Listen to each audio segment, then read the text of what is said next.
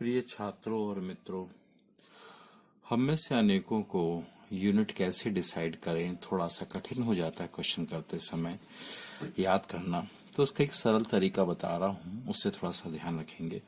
मान लीजिए आपको एरिया निकालना है, तो एरिया क्या है? 10 मीटर गुणित 2 मीटर का है। तो 10 में 2 का गुणा करेंगे तो कितना आ जाएगा? ये आपको आ जाएगा, बताइए आप। 10 का गुणा करेंगे आप, ये 20 आ जाएगा। और मीटर का गुणा करेंगे तो कितना हो जाएगा? मीटर स्क्वायर हो जाएगा। ठीक है। मान लीजिए वॉल्यूम निकालना है, आयतन निकालना है। 2 मीटर गुणित 3 मीटर गुणित 4 मीटर। तो सबसे पहले अंक को गुणा कर लीजिए। 2 गुणित 3 यानी 6 हो गए, और 6 गुणित 4, 6 चौको 24 हो गए। अब मीटर गुणित मीटर तो मीटर क्यूब हो गया। अगर आपको ये दिया जाए 100 रुपीज बाय 2/2 रुपए, तो देखिए 2 को 100 से काट दीजिए तो 50 आएगा, और रुपए से रुपए कट जाएगा। मतलब अब कोई भी यूनिट शेष नहीं रखी, तो ये अंक जो आएगा वो क्या होगा? यूनिट लेस होगा। इसको बहुत ध्यान समझिए। अगर 100 रुपीज बाय 2 बोला जाता तो 2 से 100 को आप काटते, 50 बार कटता, और रुपए बचा रहता। रुपए किसी से नहीं कटा तो 50 रुपए आ जाएगा। समझ गया? तो अगर ये यूनिट भी आपस में कैंसिल होती, यहाँ पे देखिए रुपए, नीचे भी रुपए, रुपए से रुपए कैंसिल हो गया, तो अब कोई यूनिट शेष रही नहीं, इसलिए यूनिट लेस हो गया। अगर 25 मीटर लंबी लोहे की रॉड है, स्टील रॉड है, तो उसकी लेंथ है, उसका वजन निकालने को बोला गया है। हमको मालूम है, मान लीजिए सपोज, मान लिया कोई सही नहीं है, मान लीजिए 1 मीटर रॉड की लेंथ का वजन 7.8 kg है। तो कैसे लिखेंगे? 7.8 kg कितना है? वजन है इसका 8 मीटर। मतलब 1 मीटर का वजन कितना है? 7.8 मीटर है। तो 15.60 का वजन कैसा होगा? 15.60 मीटर गुणित 7.8 kg पर मीटर। तो kg बटे मीटर लिख दिए। देखिए मीटर से मीटर कट जाएगा, बचेगा kg, तो kg आ जाएगा, और इस संख्या को यहाँ पे आप गुणा करके लिख सकते हैं। एक तरीका ये हो गया। एक और केस लेते हैं। मान लीजिए ऐसा दिया है 5% दिया है। 5% मतलब 5/100। यहाँ पे कोई भी यूनिट नहीं रहेगी, और यहाँ ब्रैकेट में दिया है 100.01 kg 200.02 kg। तो कैसे करेंगे? 5/100 परसेंटेज है, इसकी कोई यूनिट नहीं होती, तो 5/100 लिख दिया। ये दोनों संख्या को जोड़ा, 300.03 kg लिख दिया। अब आगे किया, इसको काटेंगे तो देखिए ये एलिवेशन कट के यहाँ पे आ जाएगा, परंतु यूनिट सिर्फ एक ही बाकी है, केजी। तो ये केजी क्या हो जाएगी? इसका आउटकम की यूनिट हो जाएगी। ठीक है। 5% मतलब इसकी कोई यूनिट नहीं होगी, ऐसे कहते। मान लीजिए हमको एक और क्वेश्चन ऐसा दिया गया है किसी का वेट का, 1 meter by 2 meter by 3 meter. 1 meter क्या है? उस चीज की लंबाई है। 2 मीटर क्या है? उसकी विड्थ है। 3 मीटर क्या है? उसकी हाइट है। और मान लो इस चीज का अपन को वजन निकालना, वेट निकालना, तो हमने 24 किलोमीटर पर मीटर क्यूब लिख दिया। ठीक है। डेंसिटी कॉन्क्रीट का निकाल रहे हैं, तो देखिए लिखा कैसे? 1 मीटर गुणित 2 मीटर गुणित 3 मीटर गुणित 24 किलोमीटर पर मीटर क्यूब, मतलब नीचे मीटर गुणित मीटर गुणित मीटर। 1 2 3 मीटर ऊपर है, नीचे 3 मीटर है, आपस में कैंसिल हो जाएंगे, बचेगा सिर्फ किलोमीटर। ये किसी से कैंसिल हुआ, तो जो भी आंसर आएगा उसकी यूनिट क्या होगी? किलोमीटर होगी। नेक्स्ट देख लीजिए। मान लीजिए किसी में आपको मेन स्टील बार की संख्या निकालना है। कोई लंबाई दी है, ठीक है, उसकी यूनिट देख लीजिए। उसमें 2 कवर घटाए थे, उसकी यूनिट देख लीजिए। कवर कितने सेंटीमीटर के होंगे? तो 2 कवर थे। उसके सेंटर टू सेंटर डिस्टेंस दी गई है, वो भी सेंटर में होगी, +1। मान लीजिए किसी एग्जाम्पल में भी।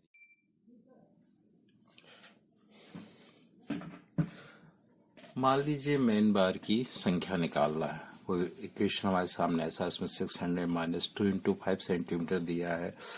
मतलब ये टोटल लंबाई है, ये कवर की डिस्टेंस हो गई, 200 यूनिट की कवर हो गए। नीचे सेंटर टू सेंटर बार की संख्या के बारे में है। तो देखिए 600 सेंटीमीटर सीधे लिख दिया। 2 × 5, अंक से अंक का गुणा हुआ, 10 आया। सेंटीमीटर का सेंटीमीटर से गुणा नहीं, सेंटीमीटर अकेले, तो अगली 10 सेंटीमीटर आ गया। सिर्फ यूनिट क्या हो गई इसकी? गुणा की सेंटीमीटर आ गई। 600 cm से 10 सेंटीमीटर माइनस करना है, तो 600 से 10 ये आ गया। cm से cm, यहाँ माइनस में गुणा बस में सिर्फ ये चेंज होता है, यहाँ माइनस में चेंज नहीं होगा, तो यह सेंटीमीटर का सेंटीमीटर लिख दिया।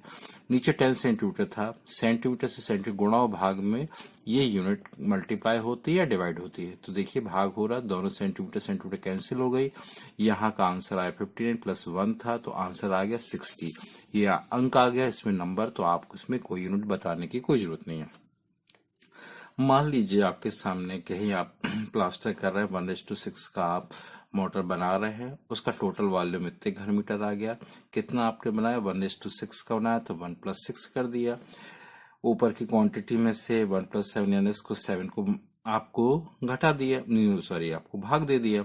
तो देखिए अंक से अंक सॉल्व हो जाएंगे, पर घन मीटर यहाँ नीचे कोई मीटर या कोई और अंक नहीं है, तो घन मीटर अपनी जगह फिक्स रहेंगे। इसलिए आंसर जो आपका आएगा वो किस में आ जाएगा, घन मीटर में ही आएगा। ठीक है, क्योंकि ये यूनिट पे किसी और यूनिट का भाग या गुणा नहीं हुआ है, एज इट इज है। अंक से अंक सॉल्यूशन हो जाएगा, वो फाइनल आंसर आ जाएगा। और ये यूनिट अनटच्ड है, इसलिए आंसर आपका घन मीटर में आ जाएगा। दूसरा देखिए, मान लीजिए आपके पास कोई क्वेश्चन है 325, ये सब कुछ लिखा हुआ, आपको कुछ आप समझ नहीं आ रहा इसकी यूनिट क्या होगी। जितनी मालूम है चीज हम लिखते, 300 सेंटीमीटर में था, 2x5 में कवर था, ये दो साइड का कवर था, 5 सेंटीमीटर लिख दिया। 18 एक अंक लिखा था, 1.2 बार की आपको मोटाई लिख दी, प्लस 0.9, 12 4 ये आपको ऐसा लिख दिया। ठीक है, अब देखिए सारी यूनिट हमारे पास किस में है, सेंटीमीटर। यूनिट कब बदलती हैं, जब यूनिट का भाग हो रहा हो या यूनिट का गुणा हो रहा हो, बाकी केस में नहीं बदलती है। तो यहाँ सेंटीमीटर है, यहाँ गुणा देखिए अंक से अंक का गुणा हो जाएगा, पर यूनिट से यूनिट का गुणा, यहाँ पे यूनिट है ही नहीं तो अल्टीमेटली आंसर सेंटीमीटर में ही रहेगा। यहाँ देखिए अंक से अंक का गुणा हो जाएगा, सेंटीमीटर का किसी से गुणा नहीं हो रहा है, इसलिए आंसर इस चीज का भी किस सेंटीमीटर में रहेगा। यहाँ पे भी दो चीज माइनस करने पे यूनिट नहीं चेंज होती, 12 सेंटीमीटर में 4 सेंटीमीटर घटाया तो 8 सेंटीमीटर आ गया, आंसर सेंटीमीटर में ही आएगा। गुणा कर देंगे, गुणा में भी देखिए इस चीज के साथ कोई यूनिट नहीं लिखी है, तो आंसर फिर से सेंटीमीटर। तो इसका सेंटीमीटर, इसका सेंटीमीटर, इसका सेंटीमीटर, इसका सेंटीमीटर, तो आंसर फाइनली किस में आ जाएगा, आपका सेंटीमीटर में आ जाएगा। एक और देखते हैं, मान लीजिए 10,000 रुपीज का आपको 25% निकालना है। परसेंट का हम समझ ही चुके हैं, परसेंट की कोई यूनिट नहीं होती, 25% मतलब 25/100 लिख दिया अपन ने, 25/100 लिख दिया, ये अंक लिख दिया। 25/100 को आपने कैंसिल किया 1/4 के रूप में, और ये 4 से 10,000 को आपने डिवाइड किया, 2500 आ गया। परंतु ध्यान रखिए सब चीज में इसकी तो यूनिट नहीं थी, इसकी यूनिट नहीं थी, पर इसकी यूनिट थी रुपए, और ये और किसी यूनिट से गुणा भाग इसका नहीं हुआ, तो एज इट इज फाइनल हमारे पास आंसर किस में, यूनिट यानी रुपए में ही आ जाएगा। मान लीजिए ये आपके पास एक और क्वेश्चन है, उसमें आपको 65,000 5% और ये सब लिखा हुआ है। 64,000 रुपीज लिख लिया आपने, 5% 5/100, इसकी यूनिट लिखने की जरूरत नहीं है, पर इसकी यूनिट क्या है, रुपए दी गई। नीचे देखिए 1 दिया, इसकी यूनिट दी नहीं गई है, होती भी नहीं है। 0.5% है तो इसको 5/100 लिख दिया। और जो to the power raise to the power होता है 14, ये ईयर कुछ भी हो, पर ये हमेशा किस में लिखा जाता है, अंक में। उसके ईयर वर्ष में से कोई मतलब, वो अंक से लिखा जाता है, तो अल्टीमेटली इसका भी जो आंसर आएगा वो अंक में भी आएगा। तो इसका अंक में हो गया, इसका अंक में हो गया, ये अंक में हो गया, सिर्फ पर एक यूनिट जो रहती है, ये अंक आपस में सब सॉल्व हो जाएंगे, पर ये यूनिट का किसी से भी गुणा या भाग नहीं हुआ, तो अल्टीमेटली फाइनल इसका भी आंसर किस में आ जाएगा, रुपए में आ जाएगा। नेक्स्ट देखिए, मान लीजिए क्वेश्चन है, इसको मैंने गलत ढंग से लिखा, सही नहीं लिखा है, क्योंकि केजी भी लिखा है और मैंने किलोमीटर लिखा है, केजी लिखा है, ये दोनों सिस्टम अलग अलग ले लिए, फिर भी आप उसको टिकट ग्रांटेड ले लीजिए।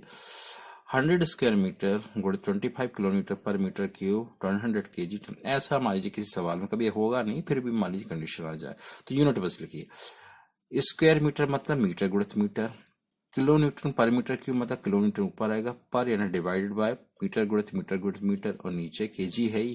तो देखिए मीटर गुणित मीटर, किलो न्यूटन, केजी और किलोमीटर पर मीटर क्यूब के 3 हो गए। तो देखिए तीनों मीटर को 2 मीटर से आप काट देखो, 2 मीटर और 2 मीटर आपस में कैंसिल हो जाएंगे, बचेगा किलो न्यूटन, तो किलो न्यूटन आपके सामने आएगा, यहाँ केजी बच रहा है, केजी आएगा, एक आ गया मीटर, तो लिखा कैसा जाएगा, न्यूटन पर केजी मीटर। ठीक है, गलत है तरीका, परंतु कैलकुलेशन के बाद जो भी यूनिट बचे उनको आप जो नीचे वाली है उसको पर का निशान लगा के लिख दीजिए आप सीधे सीधे, और ऊपर जो बचे आप ऊपर आप लिख सकते हैं। मान लीजिए आपके सामने एक और क्वेश्चन आता है, जिसमें आपको ये मूल्यांकन वगैरह में क्वेश्चन है, P 100 - RD/100 × n। P हमेशा रुपए में दिया रहेगा आपको, 1 लाख रुपीज लिख दिए, 100 अंक में रहेगा। आरडी मतलब 100 साल का है तो नंबर 1, 75 साल का तो 0.75, नीचे 100 मतलब यहाँ पे भी अंक लिखे जाएंगे, इसकी भी कोई यूनिट नहीं लिखी जाती है। और रेज़ टू द पावर भले ही कितने साल के लिए हो, कुछ भी हो, परंतु हमेशा यहाँ अंक लिखाती है, यहाँ उसकी यहाँ यूनिट कभी नहीं लिखी जाती है। ठीक है, तो यहाँ पे भी उसकी यूनिट का मतलब नहीं हुआ। तो ये चीज सॉल्व होकर आपको किस में जाएगी, अंक में आ जाएगी। ये अंक का अंक आपस में गुणा हो जाएगा, पर यूनिट एक यूनिट जिसमें किसी भी अन्य यूनिट का गुणा या भाग नहीं हुआ है तो वो वही रहेगी, मतलब आंसर किस में, रुपए में रहेगा। आशा आपको यहाँ तक में कुछ समझ में आ गया होगा। आप सभी ने प्रेम से सुना, आप सभी का आभार।